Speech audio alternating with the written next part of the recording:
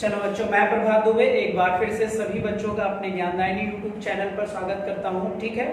और कल बच्चे मैंने जो आपके भारत के जितनी भी भौगोलिक दिशाओं पे थी क्या कहते हैं, मैंने जितने भी देश हमसे संबंधित थे मैंने उसके सारे टॉपिक आपको बता दिए, उसके मैंने डिस्प्यूट बता दिया। और मैंने आपको कहा था बच्चे कि इसमें सर जो अगला टॉपिक होगा वो हमारा एटमॉस्फेयर होगा, वायुमंडल का टॉपिक होगा। बच्चे वायुमंडल बेटा कोई भी एग्जाम हो तो यहाँ से एक दो क्वेश्चन आपका आ जाता है। ये टेट और सीटेट के लिए भी बड़ा इंपॉर्टेंट टॉपिक होता है, ये आप याद रखिएगा। तो जितने बच्चे हैं जिनके साथ में बच्चे टेट सीटेट वाले भी हैं उनसे आप कह सकते हो ये वीडियो को शेयर कर दे बच्चे, और वो भी देख सकते हैं। क्लियर, बहुत इंपॉर्टेंट टॉपिक होगा। एनटीपीसी के लिए भी ये बहुत इंपॉर्टेंट है और वनडे एग्जाम के लिए बहुत इंपॉर्टेंट टॉपिक होगा। क्लियर, तो यहाँ पर हम बच्चे बात करेंगे वायुमंडल। देखो सर, अगर एक क्वेश्चन आपको बता दिया जाए तो वायुमंडल जो है क्लाइमेटोलॉजी का सब्जेक्ट होता है बच्चे, टॉपिक होता है। ठीक है, क्लाइमेटोलॉजी होता है। ठीक है, और अगर बच्चे क्लाइमेटोलॉजी की हम बात करें, ठीक है, तो आपको भी पता है सर इसी का एक पार्ट होता है जिसका नाम होता है वायुमंडल। क्या नाम होता है बच्चे? वायुमंडल होता है। और वायुमंडल को हम लोग इंग्लिश में कहते हैं एटमॉस्फेयर।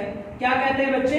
एटमॉस्फेयर कहते हैं, ये आप याद रखो। क्लियर, वायुमंडल, एटमॉस्फेयर, और इसे हम किस में रखते हैं बच्चे? क्लाइमेटोलॉजी में रखते हैं। क्लाइमेटोलॉजी में हमें पढ़ना क्या क्या है वायुमंडल में? एक चीज, पहला इसका उद्गम पढ़ना है कि कैसे बच्चे बना, ओरिजिन पढ़ना है। ठीक है, बहुत ही इंपॉर्टेंट होगा, मैं थोड़ा सा बता दूंगा। और यहीं से बच्चे हाइड्रोस्फीयर भी बनेगा, यानी हमारा जलमंडल भी बनेगा। क्लियर हो जाएगा। फिर बच्चे यहां पर ध्यान से देखो, वायुमंडल में हमें एक तो उद्गम पढ़ लेना है कैसे बना है, और दूसरा हमें इसका संगठन पढ़ लेना है बच्चे, कंपोजिशन, संगठन पढ़ लेना है। इसके कंपोजिशन क्या क्या है बच्चे, जिसमें हम गैसेस के बारे में पढ़ते हैं। और आप देखते रहते हो सारे बच्चे कि नाइट्रोजन का क्या रोल है ना बच्चे, हमारे वायुमंडल में कितना परसेंट है, इसके वर्क क्या क्या है, कैसे आया, कौन सी स्टेज की गैसें होती हैं, ऑक्सीजन है बच्चे, वाटर वेपर है, ठीक है, कार्बन डाइऑक्साइड है। इन सारी गैसेस के बारे में हमें यहाँ पर बच्चे जानकारी मिल जाएगी। और जो हमारा तीसरा पॉइंट होता है बच्चे, यहाँ पर हम लेयर के बारे में पढ़ते हैं जिसे आप परते कहते हो बच्चे। क्या कहते हो? परते। आपने नाम सुना होगा स्ट्रेटोस्फीयर, ट्रोपोस्फीयर, आयनोस्फीयर, इन सब की जानकारी यहीं पर मिल जाएगी। अगर हमें इन तीन व्यक्तियों की जानकारी हो जाए, कंपोजिशन की हो जाए, लेयर की हो जाए बच्चे, ठीक है, अगर इन तीनों की जानकारी अगर हमें मिल जाए तो हमारा वायुमंडल का टॉपिक बच्चे अच्छा खासा क्या हो जाएगा, तैयार। और जिस दिन भी बच्चे आप प्रैक्टिस सेट करते रहो तो आप देखो यहां से कितने क्वेश्चंस आते हैं। मैंने कहा था कि सबसे पहले बच्चे इस क्लास में हम हर उस मेजर पॉइंट्स को बताएंगे जहां से आपके नंबर आप क्वेश्चन आ रहे हैं। देखो ज्योग्राफी बहुत बड़ा है, वर्ल्ड पढ़ना हो, भारत पढ़ना हो तो कई महीने लग जाएंगे, लेकिन बच्चे मैं पहले उन मेजर टॉपिक को फिनिश करूंगा जहां से क्वेश्चन निकलकर आते हैं। हमें बस इसकी जानकारी यहां से ले लेनी है। ठीक है, तो किसका बच्चे पॉइंट होता है, वायुमंडल हम किस में पढ़ते हैं? तो क्लाइमेटोलॉजी में पढ़ते हैं।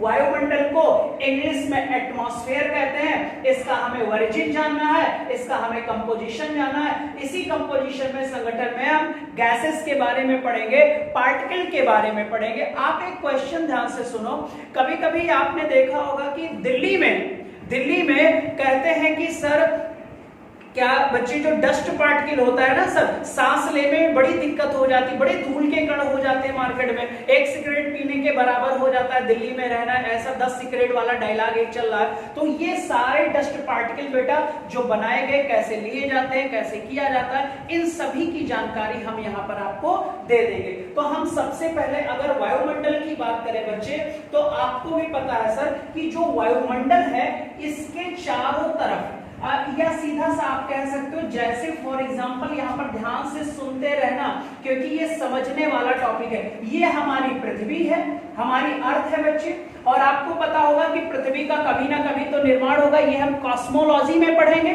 ठीक है। और जब पृथ्वी का ओरिजिन था बच्चे, उस समय आपको पता है हमारे पृथ्वी के वायुमंडल में सिर्फ दो गैसें थी, एक हाइड्रोजन था और इसी हाइड्रोजन से क्या बना, हीलियम बना। यानी कि बच्चे जब कॉस्मोलॉजी बनी तो उस समय वायुमंडल में कितनी गैसें थी, दो गैसें थी सर। एक तो बच्चे हाइड्रोजन था और एक क्या था, हीलियम था। क्लियर हो जाएगा। फिर ध्यान से सुनो, ये बच्चे जो हाइड्रोजन और हीलियम हो गया, अब इसको क्या आप फर्स्ट स्टेज की गैस नहीं कह सकते हो? एग्जैक्टली कह सकते हो बच्चे। तो हमारे फर्स्ट स्टेज की गैसों की संख्या दो थी बच्चे, एक का नाम हाइड्रोजन और एक का नाम हीलियम। अभी मैं इसके बारे में और आपको बताता हूं। तो ये जो हमारी पृथ्वी है सर, इसके चारों तरफ ये जो हमारा पॉइंट होता है, ये चारों तरफ बच्चे एक आवरण है। किसका आवरण है? तो आप बोलोगे वायुमंडल का आवरण है। अब इसमें बहुत सारी ये वायुमंडल है बच्चे, हमारा एटमॉस्फेयर है, ये हमारी पृथ्वी हो गई। और आपको पता है इस वायुमंडल में विभिन्न विभिन्न प्रकार की गैसें हैं बच्चे। क्या है बच्चे? गैसें हैं। अब ध्यान से देखो, अगर ये गैसें हैं तो ये गैसें पृथ्वी के बच्चे चारों तरफ ही क्यों हैं? अगर ये चाहे तो ये बच्चे आपको पता है कि ये खत्म हो सकती है, गायब हो सकती है, अंतरिक्ष में जा सकती है, लेकिन ये जा क्यों नहीं रही है? यही आसपास क्यों एक आवरण बनाकर रह रही है? इसका सबसे बड़ा इंपॉर्टेंट ये है कि जो ये हमारी पृथ्वी है, इस पृथ्वी पे बच्चे आपको पता है गुरुत्वाकर्षण है। और आपको पता है सर, जो ग्रेविटी होती है, ग्रेविटी अपने तरफ सारी वस्तुओं को अट्रैक्ट कर लेती है। तो इस ग्रेविटी के कारण बेटा जितनी भी गैसें यहां पर हैं, ये सब पृथ्वी की तरफ क्या है? अट्रैक्ट हैं। पृथ्वी की तरफ क्या है? अट्रैक्ट है सर। क्लियर हो जाएगा। और यही एक आवरण जो बना हुआ है, इसी को हम क्या कहते हैं? वायुमंडल। और यहाँ पर बहुत ढेर सारी क्या होती है भाई? गैसें होती हैं। तो इसकी जगह एक डेफिनेशन लिखेंगे वायुमंडल की कि गैसों का आवरण। वायुमंडल में बच्चे लिखोगे गैसों का आवरण। गैसों का क्या बेटा? अब देखो गोले में बना हुआ आवरण, गैसों का आवरण जो पृथ्वी के चारों ओर, जो पृथ्वी के चारों ओर दिखाई नहीं दे रहा, चारों तरफ है बच्चे, है ना? जो पृथ्वी के चारों ओर गुरुत्वाकर्षण के कारण, पृथ्वी के चारों ओर गुरुत्वाकर्षण के कारण टिका है। गुरुत्वाकर्षण के कारण टिका है, ये आप याद रखोगे। गैसों का आवरण जो पृथ्वी के चारों ओर ग्रेविटी से बच्चे कारण टिका हुआ है, यानी सराउंडिंग ऑफ गैसेस।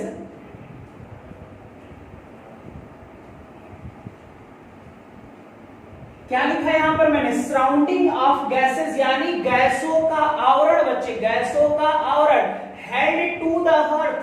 गैसों का आवरण held to the earth, held to the earth बच्चे, जो हमारे पृथ्वी के क्या है?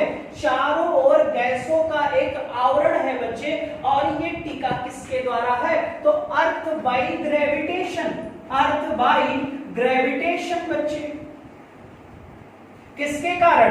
गुरुत्वाकर्षण के कारण टिका हुआ है। अब ये बच्चे डेफिनेशन वाला पॉइंट आप थोड़ा सा देखो और सोचो, एक बार देखो और सोचो जरा।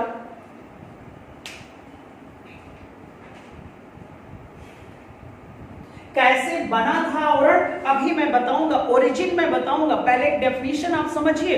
हमारी पृथ्वी है, हमारी पृथ्वी थी बेटा, और पृथ्वी के चारों ओर कुछ है और वो बना हुआ है एक क्या? सराउंडिंग आवरण है। तो हमने जब सर्च किया तो देखा सर, तो है वो जो चीज जो चारों तरफ घेरा बनाकर रह रही है, वो क्या है? गैसेस हैं। और ये गैसेस क्यों चारों तरफ पृथ्वी के हैं, अंतरिक्ष में क्यों गायब? भाई ध्यान से देखो यार, अभी सारे बच्चों के घर खाना वाना बनाते हो ना आप लोग, तो बनाते हो, डन है सर। एलपीजी गैस का प्रयोग ही तो करते हो। एक सीएनजी होता है, एक एलपीजी होता है। सीएनजी हम गाड़ियों में प्रयोग करते हैं, कंप्रेस्ड नेचुरल गैस। और आपको पता है पेट्रोलियम बेटा, लिक्विड पेट्रोलियम गैस। तो जब आपका गैस सिलेंडर खुल जाता है तो आप देखो कमरे में स्मेल आने लगती है। आती है कि नहीं आती? और स्मेल आने के बाद थोड़ी देर के बाद आप देखते हो सर स्मेल गायब हो जाती है, लेकिन यहां पर कोई चीज गायब नहीं हो रहा है। यहां पर बच्चे एक घेरा बनाकर ये लोग टिक गए हैं, और टिकने का ही कारण है कि हमारे अर्थ पर ग्रेविटी है, और ग्रेविटी का मतलब है भाई गुरुत्वाकर्षण है, और ये सारी चीजों को अपनी तरफ अट्रैक्ट कर रखी है। तो भाई अट्रैक्शन जितना हुआ वहां पर हमने एक आवरण बना लिया। तो इसीलिए वायुमंडल की जो डेफिनेशन होती है, गैसों का आवरण जो पृथ्वी के चारों ओर गुरुत्वाकर्षण के कारण, पृथ्वी के चारों ओर गुरुत्वाकर्षण के कारण टिका हुआ है, यानी surrounding of gases held to the earth by gravitation. ठीक है, इतनी बात बताओ समझ में आई कि नहीं आई? बहुत ही इंपॉर्टेंट टॉपिक होगा।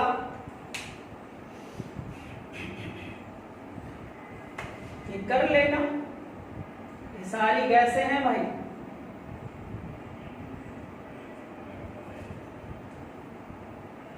अभी जब CO2 पढ़ोगे ना, CO2 सबसे भारी गैस है, तो वहां पर और क्लियर हो जाएगा।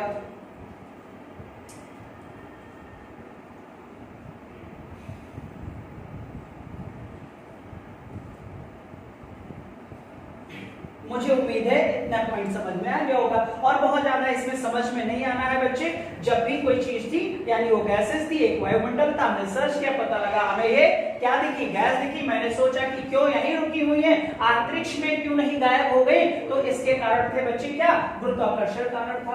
अब हमें अगला पॉइंट जो यहाँ पर पढ़ना है वो ओरिजिन पढ़ना है। क्या पढ़ना है? ओरिजिन पढ़ना है कि इसकी बच्चे उत्पत्ति कैसे हुई।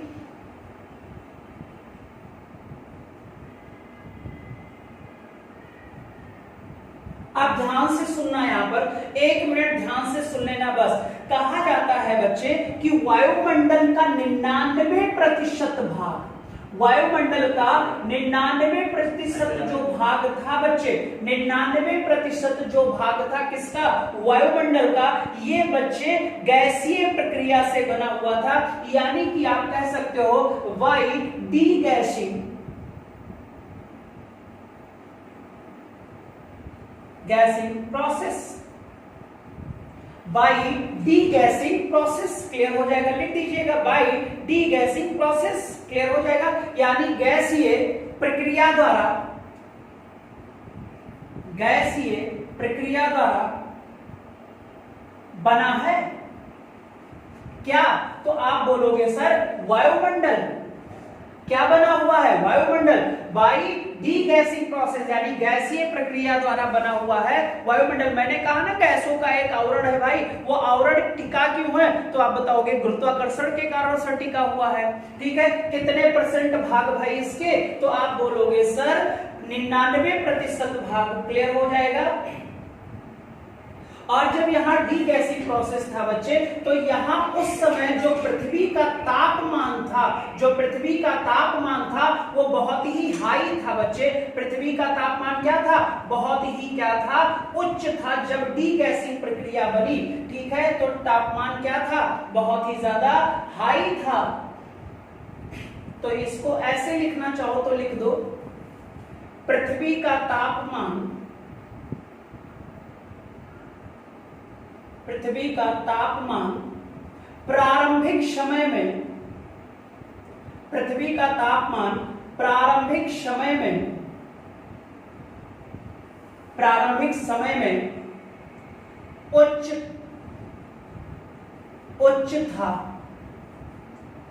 प्रारंभिक समय में क्या था? उच्च था बच्चे। क्लियर हो जाएगा, प्रारंभिक समय में पृथ्वी का तापमान उच्च था, या ऐसे लिख दो पृथ्वी का तापमान प्रारंभिक समय में अधिक था। उच्च ना लिखो, अधिक था लिखो, ज्यादा अच्छा रहेगा। ठीक है, क्या था बच्चे? अधिक था। क्लियर हो जाएगा। Earth temperature, initially earth temperature बहुत ही क्या था? हाई था बच्चे। ठीक है, यानी कि पृथ्वी का टेम्परेचर जब डीगैसिंग प्रोसेस हुआ तो हमारे पृथ्वी का टेम्परेचर बहुत ही क्या था? हाई था बच्चे। ये बात आप याद रखो। क्लियर? अच्छा, एक चीज आप लोगों ने पढ़ा होगा, मैं समझाने के लिए एक शब्द बोल रहा हूं।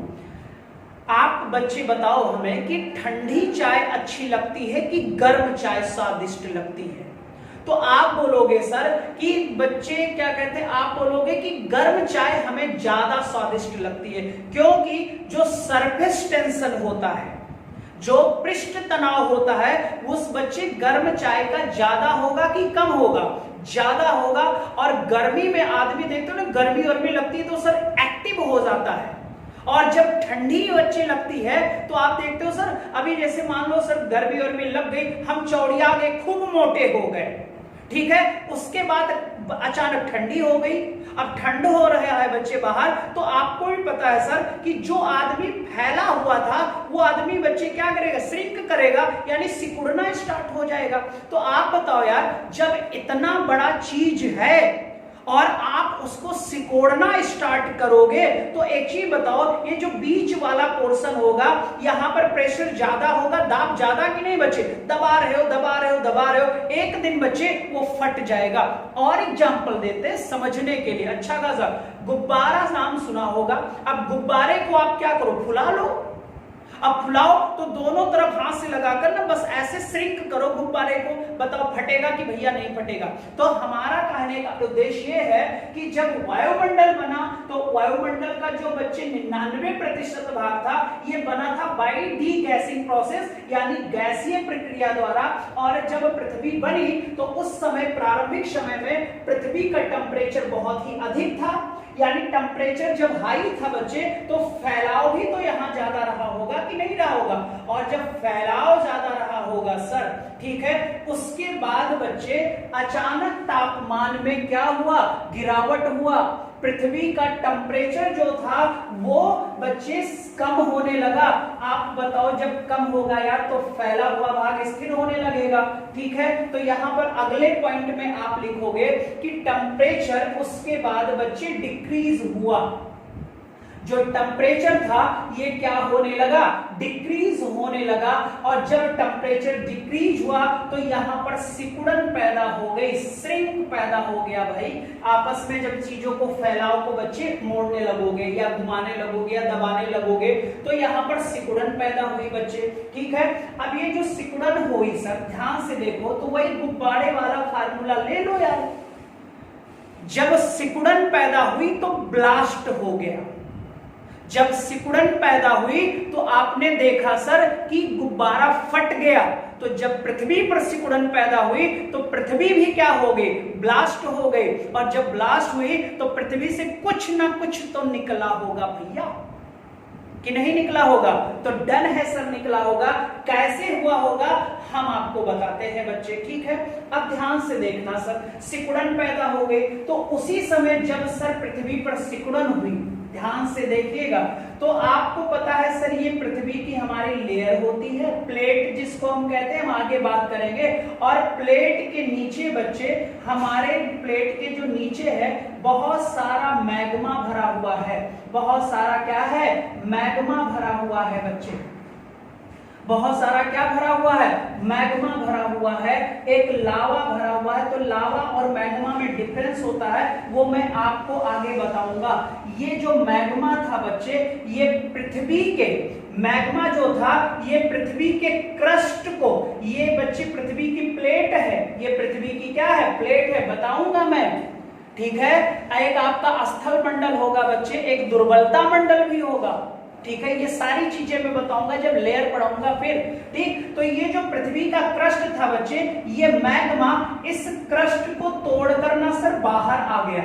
ये जो क्रस्ट तोड़कर बाहर आया, मैग्मा क्रस्ट तोड़कर जो बाहर आया, इसी को तो हम ज्वालामुखी प्रक्रिया कहते हैं। क्या कहते हैं, ज्वालामुखी प्रक्रिया कहते हैं बच्चे। तो जब पृथ्वी का टेम्परेचर गिरा, तो जब पृथ्वी का टेम्परेचर गिरा, तापमान में गिरावट आई, तो सिकुड़न पैदा हुई। और सिकुड़न पैदा होने के कारण पृथ्वी पर, लिख दे रहा हूं बच्चे, सिकुड़न के कारण, सिकुड़न के कारण बच्चे पृथ्वी पर ज्वालामुखी, वॉल्केनिज्म, ज्वालामुखी क्रिया हुई।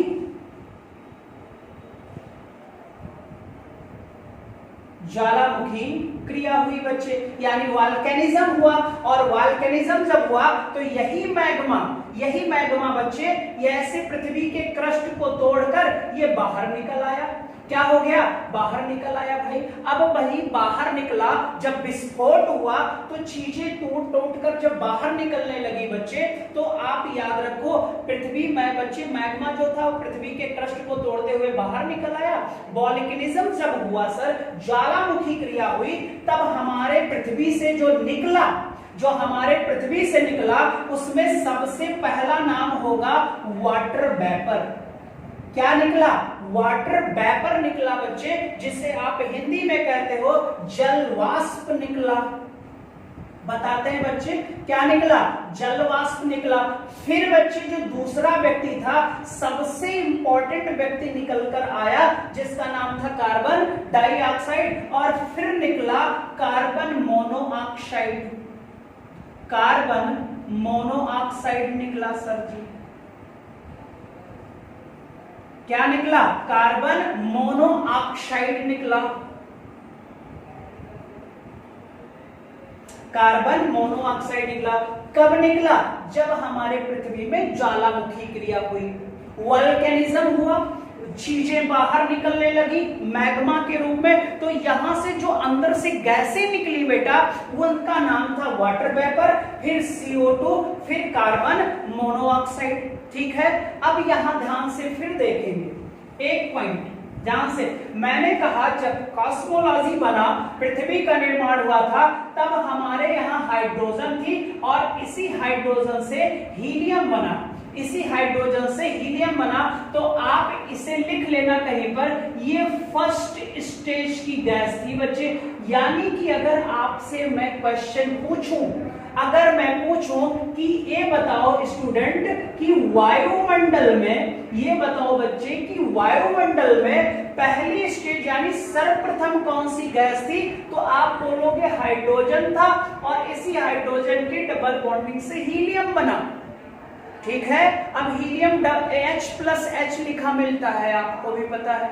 यही गैस सबसे हल्की गैस बनी, और हमारे बच्चे प्लेन जो थे, प्लेन का तो नाम सुना होगा, प्लेनों के टायरों में जो गैस भरा गया उसका नाम हीलियम था। हम चाहते तो हाइड्रोजन भी भर सकते थे, लेकिन हाइड्रोजन अत्यधिक ज्वलनशील गैस थी। अत्यधिक क्या थी? ज्वलनशील थी, तो टायर फट जाते बच्चे, इसीलिए हमने क्या भरा? हीलियम भरा। फिर हमारे यहाँ ध्यान से देखना, पृथ्वी पहले बहुत ही क्या थी? गर्म थी। बाय डीगैसिंग प्रोसेस हुआ था, बहुत सारी गैस वायुमंडल के चारों तरफ बच्चे एक आवरण बना लिया। आवरण बनाने का कारण था पृथ्वी का गुरुत्वाकर्षण। फिर बच्चे जब आपके पृथ्वी का टेम्परेचर गिरा तो पृथ्वी श्रिंक करने लगी, यानी सिकुड़न पैदा हुई, और सिकुड़न पैदा करने के बाद वॉल्केनिज्म हुआ, यानी कि ज्वालामुखी क्रिया हुई, और जितने भी मैग्मा हमारे निचले स्तर पर थे वो क्या किए? पृथ्वी को क्रस्ट को तोड़ कर बाहर निकलने लगे।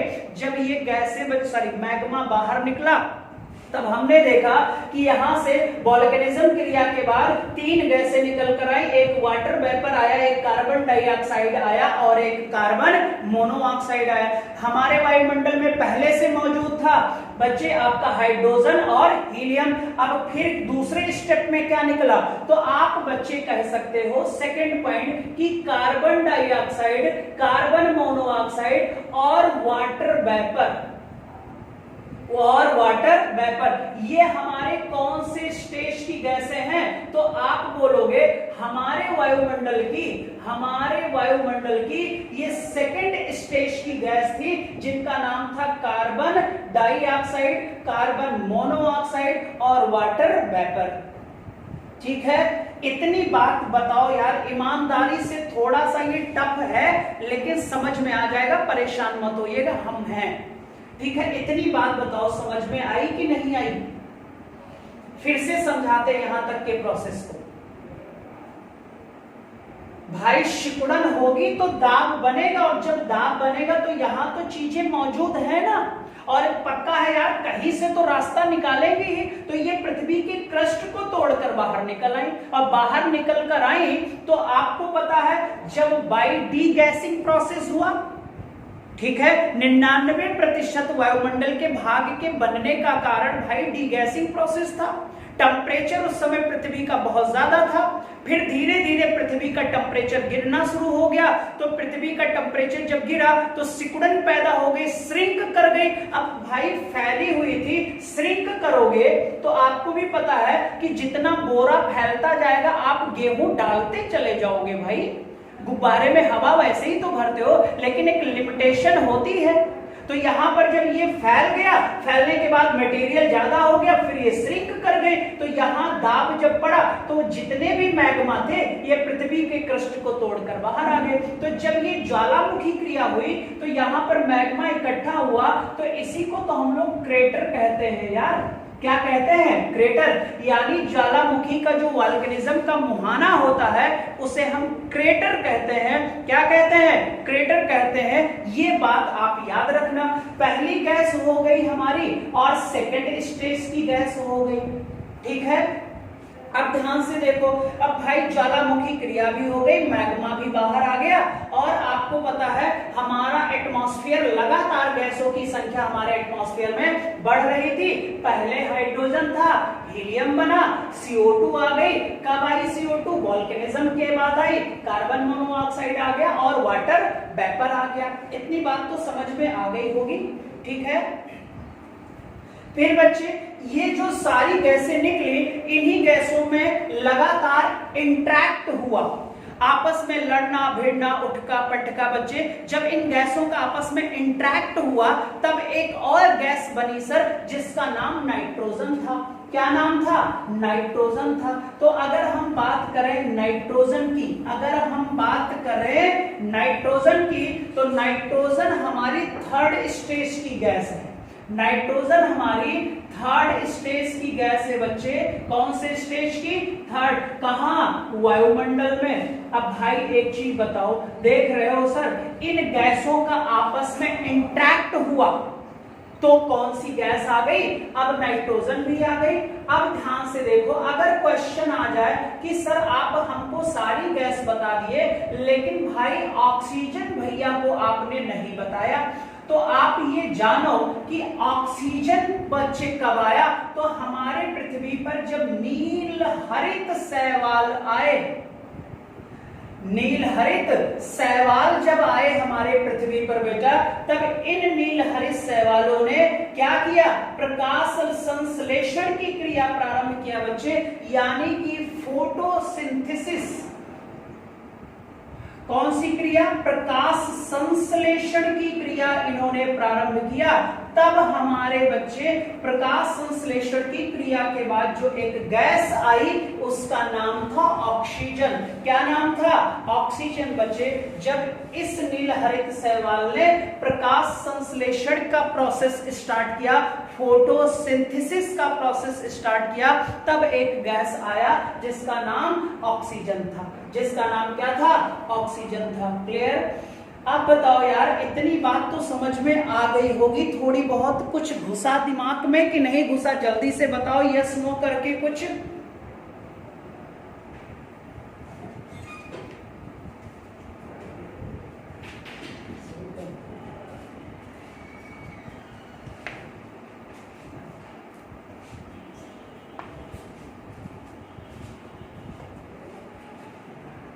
लिख लेना ये वाला पॉइंट भाई कहीं।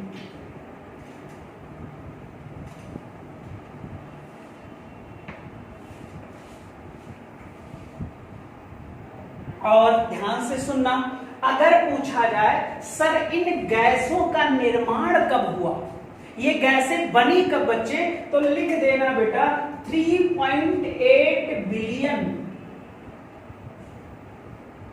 Year ago. लिख लेना कहीं पर 3.8 बिलियन ईयर एगो। ये सारी गैसें लगभग 3.8 बिलियन ईयर एगो में बनी थी बच्चे। बहुत सारी किताबों में अलग अलग है, ये माना गया सही 3.8 बिलियन। ठीक है।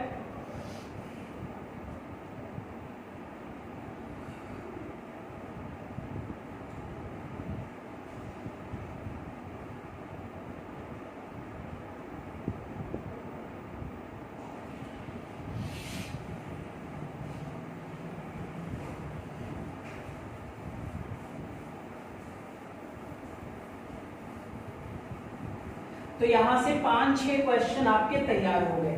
अब मैं एज ए क्वेश्चन पूछ लेता हूं, ध्यान से सुनना। वायुमंडल क्या है? वायुमंडल क्या है? तो आप बोलोगे सर गैसों का एक आवरण है। गैसों का एक क्या है? आवरण है। ये गैसों का आवरण हमारे पृथ्वी के चारों तरफ बनने का क्या कारण है? तो आप बोलोगे सर पृथ्वी के अंदर कुछ पृथ्वी के अंदर गुरुत्वाकर्षण होता है, जिसके कारण गैसों को अपनी तरफ क्या कर रखी है? अट्रैक्ट कर रखी है। अगर मैं पूछूं कि जब बच्चे वायुमंडल का ओरिजिन हुआ था, वायुमंडल का निर्माण हुआ था, तो उसका कारण क्या था? तो आप बोलोगे सर बाय डी-गैसिंग प्रोसेस, यानी गैसीय प्रक्रिया द्वारा वायुमंडल का निर्माण हुआ। फिर अगर वायुमंडल का निर्माण हुआ तो फर्स्ट स्टेज की कौन कौन सी गैस थी? तो आप बोलोगे हाइड्रोजन थी सर और हीलियम थी। हमने कहा सबसे हल्की गैस प्लस बच्चे वायुयान में भरी जाने वाली गैस का नाम हीलियम। ज्वलनशील कौन होता है? आप बोलोगे हाइड्रोजन। फिर हमने कहा ये जो बाय डी-गैसिंग प्रोसेस हुआ, प्रक्रिया हुई, क्या उस समय पृथ्वी का तापमान कम था कि ज्यादा था? तो आपने कहा सर पृथ्वी का तापमान बहुत ही ज्यादा था। फिर पृथ्वी धीरे धीरे क्या होने लगी? ठंडी होने लगी, यानी टेम्परेचर इंक्रीज कर गया। और जब टेम्परेचर बच्चे क्या कहते हैं, टेम्परेचर डिक्रीज कर गया, इंक्रीज निकल गया बेटा, डिक्रीज कर गया, कम हो गया, तो यहाँ पर पृथ्वी पे क्या हो गया? सिकुड़न पैदा हो गई। जब सिकुड़न हुआ तो यहाँ पर सर वोल्केनिज्म हो गया, यानी ज्वालामुखी क्रिया हुई। और जब ज्वालामुखी क्रिया हुई तो वाटर वेपर निकला, कार्बन डाइऑक्साइड निकला और कार्बन मोनोऑक्साइड निकला। तो आप कह सकते हो कि सर सेकेंड स्टेज की गैस थी कार्बन मोनोऑक्साइड और कार्बन डाइऑक्साइड और वाटर वेपर था। फिर हमने कहा सर कि ये जब गैसें सारी आपस में इंटरैक्ट किया, बच्चे, तो एक और गैस बनी जिसका नाम था नाइट्रोजन। क्या बना? नाइट्रोजन। हमने कहा कि ऑक्सीजन तब आया जब बच्चे हमारे पृथ्वी पर नील हरित शैवाल आए और इन्होंने क्या किया? सूर्य से प्रकाश प्राप्त करके फोटोसिंथेसिस की क्रिया प्रारंभ की। तब हमारे पृथ्वी पर वायुमंडल पर एक और गैस आई बेटा, जिसका नाम था ऑक्सीजन। अब मैं पूछूं कि हमारे वायुमंडल में फर्स्ट स्टेज की गैसें, आप तुरंत बोलो sir hydrogen helium. Second stage की गैसें CO, CO2 water vapour. Third stage की गैस नाइट्रोजन। ऑक्सीजन कब आया? जब भाई नील हरित शैवाल ने सूर्य का प्रकाश लेके फोटोसिंथेसिस का प्रोसेस प्रारंभ किया। ठीक है, ये इतनी चीज मैंने आपको बता दी भाई। ठीक है, अब ध्यान से सुनो। हमने कहा कि जो ज्वालामुखी था, ज्वालामुखी में क्या निकला? अरे भाई पृथ्वी के क्रस्ट को तोड़कर मैग्मा ही तो निकला। अब ये मैग्मा पृथ्वी के बच्चे प्लेट को तोड़कर निकला और ये बहुत सारा मैग्मा है, मैं आगे बात करूंगा। और जो ज्वालामुखी था बच्चे, ये जो स्ट्रक्चर बनता है इसे आपने कहा क्रेटर। क्या कहा? क्रेटर। अब ध्यान से देखो थोड़ा सा यहीं पर, ये जो हमारा जलवाष्प था बेटा, वाटर वेपर जो था, वाटर वेपर था, अब यहां पर टेम्परेचर क्या हो गया? कम हो गया। टेम्परेचर क्या हुआ? जब वाटर वेपर गर्म था बच्चे, टेम्परेचर कम हुआ, तो आपको पता है ये वाटर वेपर भाप बच्चे बदला और इन्होंने आपस में संघनन किया। संघनन को आप बोलते हो कंडेंसेशन। संगठन क्या है बच्चे? एक संगठन होता है, एक संघनन की क्रिया होती है। ये मैं क्लाउड बातचीत जब आगे बताऊंगा तो और अच्छे से उसमें आएगा। बस इतना आप ये जानो कि जब इनका कंडेंसेशन हुआ तो आपको पता है ये क्लाउड बन गया, बादल बना, और बादल बनने के बाद रेनफॉल हुआ। अब जब रेनफॉल हुआ भाई, तो यही बच्चे क्रेटर जो थे यहाँ पर पानी भरने लगा, बहुत वर्षा हुई बच्चे, और इसी पानी के कारण सर कहा जाता है कि यही क्रेटरों में जो पानी भरा, यही से बने हमारे क्या बच्चे? महासागर बने। इसे हम हाइड्रोस्फीयर में पढ़ेंगे आगे, लेकिन बस बनाने का मतलब था यही वाटर वेपर बच्चे क्या था? भाप में बदल जाता है। भाप में बदला, टेम्परेचर डाउन हो गया, इसने आपस में क्या किया, संघनन किया। कंडेंसेशन बनने के बाद ये क्या हो गया, क्लाउड। और एक चीज और भी बता दें, ध्यान से सुनना। आज बच्चे हमारे पृथ्वी पर मान लो ये पानी भरा हुआ है, ध्यान से देख लो, ये पानी है बच्चे, ठीक है, ये पानी भरा हुआ, टेम्परेचर यहां बढ़ गया, सूर्य की किरणें ज्यादा पड़ी, टेम्परेचर बना। तो आपको पता है यार, टेम्परेचर बनने के बाद भाप ही तो बनेगा, और जब भाप ऊपर जाएगा तो आपको पता है सर कि पृथ्वी का जो टेम्परेचर होता है, जैसे जैसे आप ऊपर जाओगे बच्चे तो टेम्परेचर क्या होगा, कम होगा। और आपको पता है जहां पर भी टेम्परेचर कम होगा वहां पर डन है संघनन होगा, कंडेंसेशन होने लगेगा। ये जो जलवाष्प की बूंदें होती हैं जो भाप के रूप में उड़ती रहती है, ये आपस में क्या करने लगती है, अटैक्ट करने लगती है बच्चे, जुड़ने लगती है। और जब ये जुड़ जाती है, ये क्रिया क्या कहलाता है, कंडेंसेशन। जुड़ने के बाद ये अच्छा खासा बादल में बदल जाती है, और जब बादल हैवी हो जाता है तो भ्राम से गिर जाता है, और आपको पता है ये क्या है, रेनफॉल है, पानी भरता चला जाएगा बच्चे, ठीक है। इसी को आप वर्षा कहते थे, लेकिन हमारा शास्त्र ये कहता है कि वर्षा के देवता इंद्र भगवान है। तो भाई मैं एक चीज तो है, साइंटिफिक है, अगर टेम्परेचर यहाँ का नहीं बढ़ेगा तो डन है भाप नहीं बनेगा, और अगर भाप नहीं बना तो भाई बताओ बारिश कहां से आ जाएगी। तो इंद्र भगवान भाई बारिश भेजते होंगे ऊपर से, जिसने देखा होगा वही कह सकता है कि भगवान इंद्र जी बारिश है ना बेटा। तो आप याद रखो सर, ये रेनफॉल हो गया। यानी बच्चे यहाँ पर एक चीज मैं आपको कह देता हूं, और एक चीज आप लिख लो, इसे लिख लीजिएगा और बच्चे भूलिएगा मत, जितना कुछ ये सब निकल रहा है, एक चीज बताओ यार, ये कहीं बाहर से आया है कि पृथ्वी का अपना ही है। तो आप कहोगे कि सर सब कुछ पृथ्वी का अपना ही है, बस एक चीज छोड़कर, तो वो चीज क्या है वो हम लोग जान लेते हैं। यानी यहां पर लिख देंगे, इस अर्थ पर जितना कुछ है, जितना कुछ है सब पृथ्वी का अपना है, पृथ्वी का अपना है, बस एक छोड़कर, बस एक छोड़कर, और उस चीज का नाम है, मैं 1 मिनट आपको दे रहा हूं और सारे बच्चे रिजल्ट करो कि वह कौन सा ऐसा व्यक्ति है या कौन सी ऐसी चीज है जो पृथ्वी का नहीं है, वो बाहर से सोर्स है, बाकी सब कुछ मैंने बता दिया भाई पृथ्वी से निकला है। 1-2 मिनट दे रहा हूं अच्छे से, जितने बच्चे लाइव चैट पर हो सारे लोग आप बताओगे सोचकर कि वह कौन सी चीज है जो पृथ्वी का अपना नहीं है, जल्दी से बताओगे, मैं समय दे रहा हूं आपको। तब तक मैं पानी पी लूं, जब तक आप लोग बच्चे रिजल्ट दे रहे हो।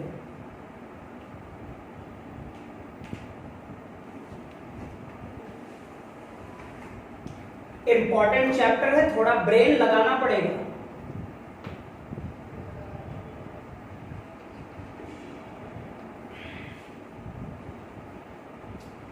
और आपको पता है सर कि जो हमारा पृथ्वी का नहीं था वो है सूर्य का प्रकाश, वो है सूर्य का क्या, प्रकाश बच्चे, बस। और बाकी सब कुछ इसी का है बच्चे, जिसका नाम क्या है, पृथ्वी है बेटा। क्या नाम है, पृथ्वी है। यही इकलौती चीज है, यही तो नीर हरित शैवाल को जब मिला तब इसने बच्चे नीर हरित शैवाल ने क्या किया, फोटोसिंथेसिस प्रोसेस शुरू किया और एक गैस बनी जिसका नाम था ऑक्सीजन। क्या नाम था, ऑक्सीजन नाम था बच्चे। ये बात आपको समझ में आ गई होगी। यानी सनलाइट, सूर्य का प्रकाश या सूर्य का ऊर्जा लिख दो या सूर्य ऊर्जा लिख दो, ये और स्मार्ट बना दो, सनलाइट।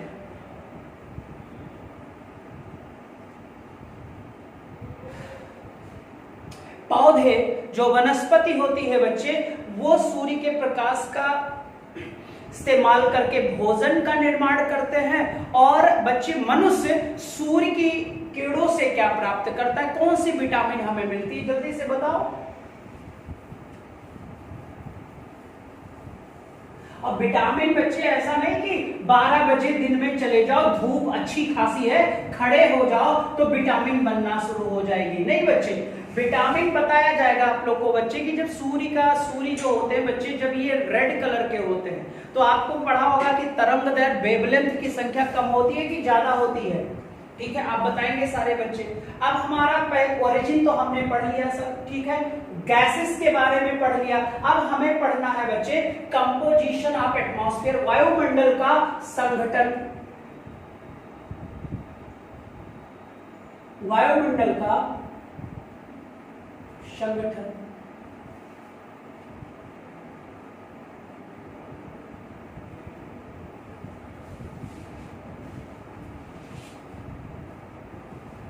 और इसमें बच्चे हम पढ़ेंगे गैसेस,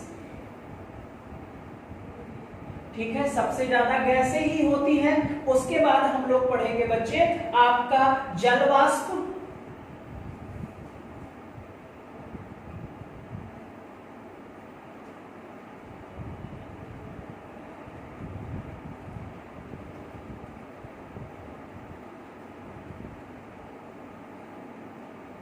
डस्ट पार्टिकल, धूल कण,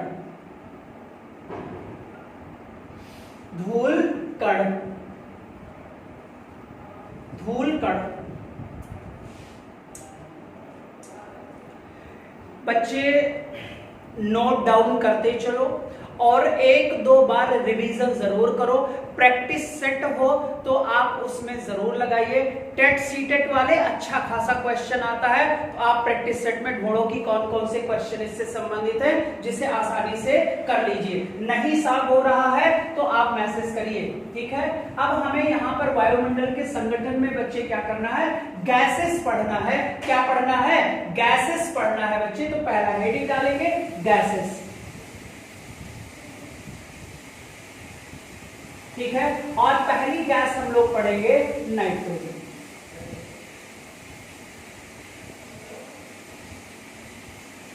क्या पढ़ेंगे, नाइट्रोजन। आप बताओ यार कि नाइट्रोजन फर्स्ट स्टेज की गैस है, सेकंड स्टेज की है कि थर्ड स्टेज की है? जल्दी से बताओ। फर्स्ट स्टेज की है, सेकंड स्टेज की है कि थर्ड स्टेज की है?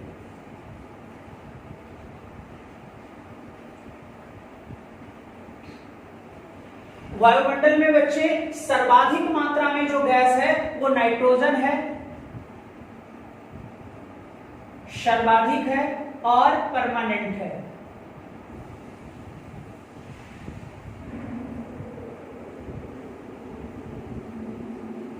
ठीक है, सर्वाधिक है और परमानेंट है बेटा।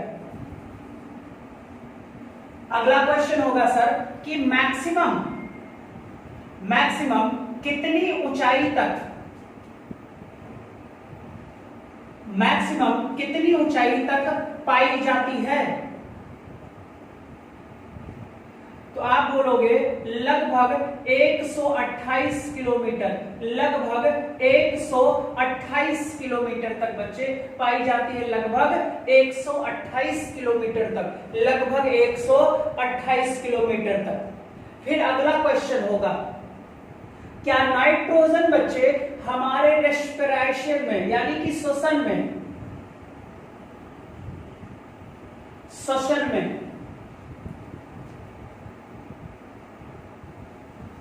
में भाग लेती है या नहीं?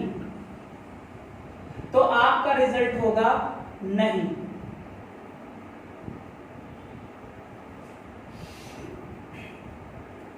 श्वसन में भाग लेती है या नहीं? तो आप बोलोगे सर नाइट्रोजन श्वसन में भाग नहीं लेती है। ठीक है, कैसे, ध्यान से देख लो।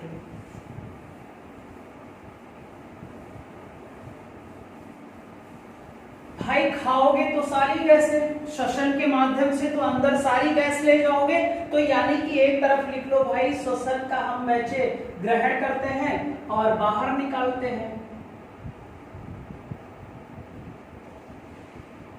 ठीक है, मान लो बच्चे 78.1% हमने ग्रहण किया, क्या, नाइट्रोजन ग्रहण किया हमने, क्या, नाइट्रोजन। फिर बच्चे हमने क्या किया, 20.9% हमने ग्रहण किया ऑक्सीजन, ग्रहण किया क्या, ऑक्सीजन, ठीक है। और आपको पता है सर एक तीसरी गैस भी लिख लीजिएगा, कार्बन डाइऑक्साइड 0.03% हमने खाया CO2। श्वसन के अंदर से हमने इन गैसों का क्या किया, ग्रहण किया। अब जब हमने देखा कि सांस ले रहा हूं तो ये सारी गैसें अंदर जा रही हैं, लेकिन जब मैं छोड़ रहा हूं तो देख रहा हूं सर छोड़ने पर कि पूरा का पूरा 78% नाइट्रोजन क्या हो जा रहा है, बाहर निकल जा रहा है। तो जब पूरी गैस गई और पूरी गैस बाहर निकल आई तो क्या ये श्वसन में भाग लिया, नहीं लिया सर। क्लियर हो जाएगा। अगर हम ऑक्सीजन की बात करें कि ऑक्सीजन कितना गया, तो आप बोलोगे से 20.9% हमने ऑक्सीजन को क्या किया, ग्रहण किया। लेकिन जब छोड़ रहे हैं तो ऑक्सीजन की संख्या घटकर लगभग 16% हो जा रही है, यानी 16% हो जा रही है। यानी कि यहां पर आपने बच्चे ध्यान से देखिएगा, अपने बॉडी में बच्चे काम करने के लिए भाई कितना कर लिया, 5% का इस्तेमाल किया। और आपको पता है सर कि ऑक्सीजन जरूरी होता है बच्चे, चलो इसे अभी आगे बताएंगे, ऑक्सीकरण के लिए जरूरी होता है, ऑक्सीडेशन के लिए। और ऑक्सीडेशन के बाद बच्चे एक ऊर्जा बनती है, एटीपी का नाम सुना होगा, स्टोर्ड एनर्जी होती है बच्चे। तो फिर इसे हम आगे बताएंगे। फिर हमने देखा सर कि कार्बन डाइऑक्साइड तो हमने लिया अंदर 0.03%, और जब हमने बच्चे बाहर रिलीज किया तो यहां देखा कि यार ये 3 से 4% हो गया। यानी कि बच्चे कार्बन डाइऑक्साइड बढ़ा कि घटा, तो आप बोलोगे बढ़ गया।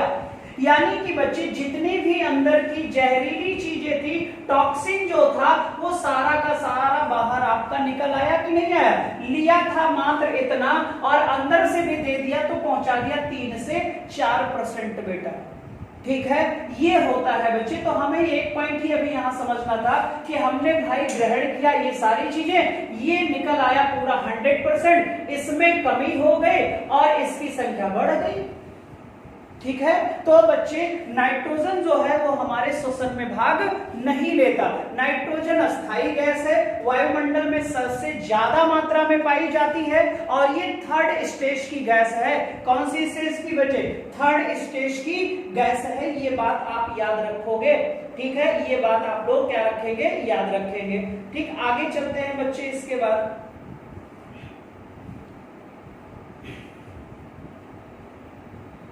अब एक चीज ऐसे समझ लो, अभी आप कहीं बच्चे रोड पर खड़े हो तो हवा कोई चल गई, तो जब हवा चलती है, जिधर से भी चलती है हवा और आपकी बॉडी से जब टच करती है तो आपको थोड़ा सा प्रेशर लगाती है हवा बेटा, कि यार इधर से दाब पड़ रहा है, तो आपको एहसास हो जाता है हाँ यार इधर से बच्चे हवा चल रही है। या अभी बच्चे मान लो एसी लगी हो, अब एसी पीछे लगी है, मैं आगे खड़ा हूं या बगल में खड़ा हूं, जिधर भी डायरेक्शन में खड़ा रहूंगा, जिधर से एसी की हवा आएगी बच्चे तो डन है शरीर पर थोड़ा बहुत दाब यानी प्रेशर का फील कराएगी बच्चे। तो यहाँ पर जो नाइट्रोजन कार्य होता है वो बच्चे दाब को फील कराना होता है। नाइट्रोजन का कार्य क्या होता है, पहला कार्य तो हो जाएगा बच्चे दाब को फील कराएगी, यानी कि बच्चे लिख सकते हो हवा का एहसास।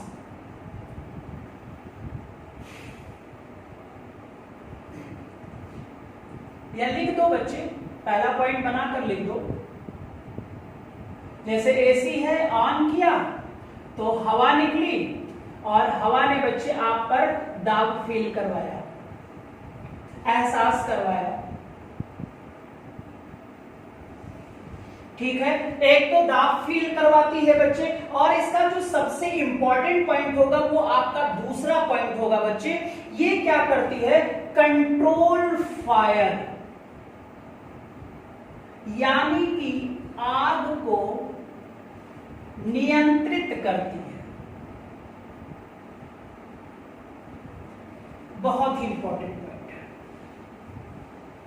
एक तो दाब को, हवा के दाब को फील करा देती है भाई, और सबसे इंपॉर्टेंट है बच्चे ये आपका कंट्रोल फायर, यानी कि आग को नियंत्रित करती है, आग को नियंत्रित करती है बच्चे, बाउंड कर देती है। ये मैं बता देता हूं, एग्जांपल समझा देता हूं। ठीक है, ध्यान से देखो, जैसे कोई जगह थी, यहां आग लग गई, ठीक है। अब आपने क्या लिया, स्प्रे लिया, ठीक है, मारा। अब इस स्प्रे में बच्चे आपको पता होना चाहिए कि एक तो नाइट्रोजन होता है और एक होता है कार्बन डाइऑक्साइड, ठीक है। अब इसमें से जब नाइट्रोजन निकलेगी तो वो क्या करेगी सर, इसको, आग को ये ऐसे बाउंड कर देगी, यानी कि आग को फैलने से रोकने का जो काम करेगी, बाउंड करने का जो काम करेगी, वो बाउंडिंग कौन बना देगा, नाइट्रोजन बाउंड कर दिया कि अब आग और ना फैले, बस जितने में है उसको वहीं पर रोक देती है। और फिर बच्चे बुझाने का काम बच्चे जो एक व्यक्ति करेगा वो CO2 होगा, ये आग को बच्चे क्या करेगा, बुझा देगा। यानी आग को कंट्रोल करने का काम, बाउंड करने का काम नाइट्रोजन, और बच्चे उसे बुझाने का काम, क्योंकि एक हैवी गैस है, इसे मैं CO2 पढ़ाऊंगा तभी बताऊंगा, ठीक है। अब बच्चे इतनी बात बताओ, समझ में आ गई कि नहीं आ गई? सारे बच्चे एक तरफ से बताएंगे समझ में आया कि नहीं आया। नहीं आया होगा तो एक बार फिर से वीडियो को देखिएगा, फिर भी नहीं आया, फिर देखिएगा, फिर भी नहीं आया तो आप जानो, ठीक है। अब अगला हमारा जो गैस होगा वो होगा ऑक्सीजन, यानी दूसरे स्थान पर हम लोग पढ़ेंगे ऑक्सीजन, ठीक है। अब ऑक्सीजन को हम लोग नेक्स्ट वीडियो में पढ़ेंगे। और याद रखो, जब मैं बच्चे कल मिलूंगा, परसों मिलूंगा, ठीक है, या कल मिलूंगा, परसों निकल गया, जब कल मिलेंगे बच्चे हम लोग, तो आप याद रखना, पहले तो मैं 10-15 क्वेश्चन पूछूंगा और 10-15 क्वेश्चन के बाद ही मैं आगे बच्चे ऑक्सीजन के बारे में बताऊंगा। तो उस दिन इतना तैयार रहना चाहिए कि जैसे ही मैं क्वेश्चन पूछूं आपका रिजल्ट आ जाना चाहिए, ठीक है। चलो इतना ही आज है बच्चे, बाय, टेक केयर बेटा। और वीडियो को जरूर शेयर कर दिया करो, और जितने भी बच्चे देख रहे हो, अगर टेट सीटेट वाले भी बच्चे आपके नॉलेज में है, भाई बहन जो भी माता पिताजी हैं, उन सारे लोगों को ये पहुंचा दो बेटा, ठीक है। उनके लिए भी इंपॉर्टेंट है और आपके लिए भी इंपॉर्टेंट है, NTPC, रेलवे, जितने भी सारे लोग हो, ठीक है। चलो बाय बेटा, bye, take care, good night.